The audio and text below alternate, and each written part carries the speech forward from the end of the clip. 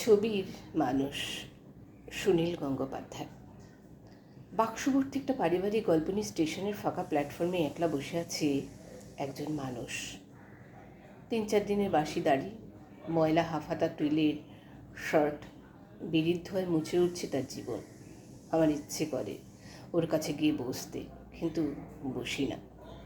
বাজারের পাশে গয়নাবন্ধকের দোকানটির কেন্দ্রমণি হয়ে আছে এক হৃষ্টপুষ্ট পৌর মাকড়সা। একটি পোড়াটে চেহারা রমণী সেখান দিয়ে যেতে যেতে একটু আস্তে হাঁটে, থামে না, 3 বার তাকায়। তার মধ্যে একটি চাহনি 10-12 বছর লম্বা গুপ্ত দীর্ঘশ্বাসে সে উড়িয়ে দিয়ে যায় এক বিয়োগান্ত কাহিনী।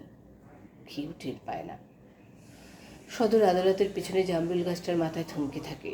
বিকেল 4টের উজ্জ্বলতম রোদ, একটা দোয়েল, আধখানা গান হঠাৎ ফেলে রেখে কোথায় মিলিয়ে গেল। ওই দোয়েলের কোনো গল্প নেই, রোদ্দুরের কোনো গল্প নেই, কিন্তু জামরুল গাছটার নিচে ছাতা সারাইওয়ালার সামনে উঁচু হয়ে বসে আছে যে লোকটা, এক মনে দেখছে সেলাইয়ের সুতোর ফোড়, তার চোখের নিচে কালো সমুদ্র, তটভূমি।